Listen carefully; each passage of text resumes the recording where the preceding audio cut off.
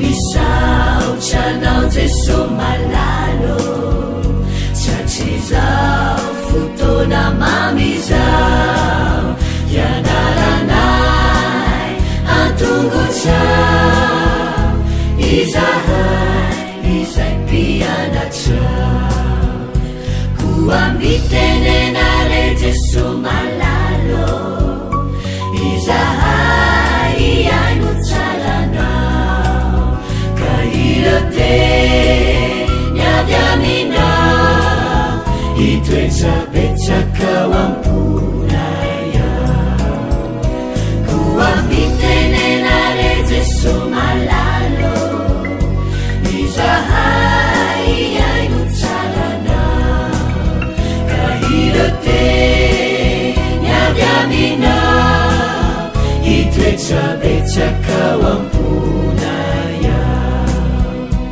iroteny avy aminao itoetrabetsakao amponaya.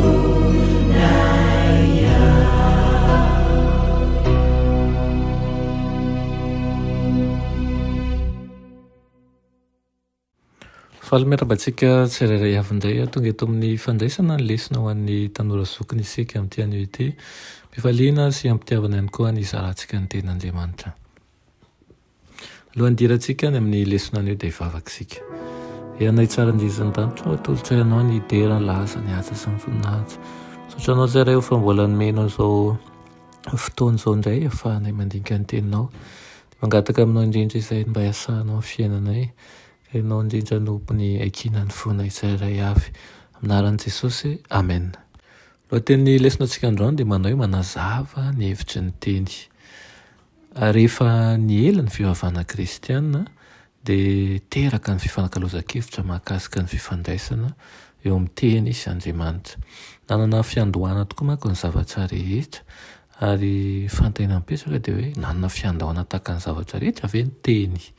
Sa mandrakizay arak'izay voalazan'ny Jaona toko 1:1 izany. Valiteny samihafa no natolotra manoloana an'izany. I Sabelius izay teolojiana tamin'ny taonjato faharoa dia nilaza fa fanehoana telo samy hafa ny persona iray ihany ny raisiny zanaka ary ny fanahy. Toy ny olona anankiray izay manao fitafiana telo samy hafa amin'ny andro telo mifanesy ny olona iray ihany izany saingy samy hafa ny fisehony. Antsoina hoe modalisme izany. Ny doketista indray dia milaza fa tsy tena naka ny endrik'olombelona ara-bakiteny ny teny. Ahoana no akan'Andriamanitra ny endrik'olombelona ka hiaretan'ny fahoriana hoy izy ireo? Mifanipaka tanteraka amin'izany kosa ny hevitry ny adopsianista. Ambaran'izy ireo fa teraka tao anatin'ny maha-olombelona Jesosy ary natsangan'Andriamanitra tamin'ny nanorotoroana azy izy ka tao aorianan'izany no nivelarany toetra maha-Andriamanitra azy. Ny firaisan'Andriamanitra ahitana ny ray sy ny zanaka ary ny fanahy no fomba fijereken'ny maro anisa indrindra. Toanan'izany fa ireo persona telo ireo dia samy mandrakizay mitovy ary samy nandray anjara tamin'ny famoronana sy ny fanafotana. Manohana an'io fomba fijery ny adventista rehefa avy nanatsoka hevitra avy tamin'ny fandinihana alalan'ny Baiboly. Koa satria miorina amin'ny fahatakarana samihafa ny soratra masina ireo fanazavan'ireo. Ahoana ary no halalantsika ny marina. Indro misy torohevitra ahafahantsika manao an'izany. Voalohany dia mila fanetsetena lehibe isika.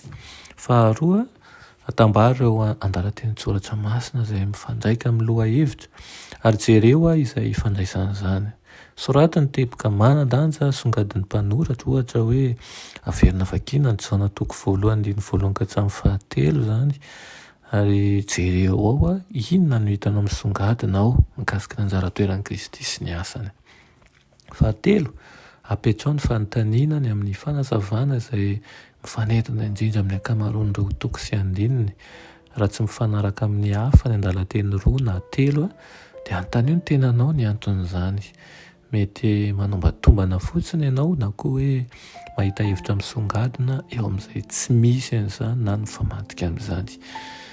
Irina tokoa ny hahatakaratsika an'izany tsy hoe omena hevitra fotsiny sika fa ianao mihitsy no mandinika sy mandala ny soratra masina ary mangata manjakariva ny fanahy masina ny ilotsaina antsika ny amin'ny fanazavana na fahamarinana rehetra. Amen. Ianay tsara indrindra mbola very-pisaoranao zay ny amin'izany teninao zany.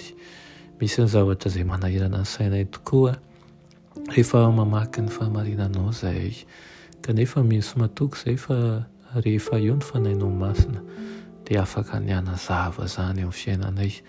Manataka aminao zay ka nazava zany araka ny sitraponao aminay tsirairay avy ary anome famindram-po, anome fiantrana sy fanoloran-tena ho anay.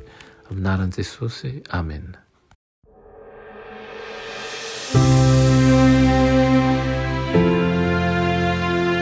Mianatra eo an-tongotry Jesosy isan'andro.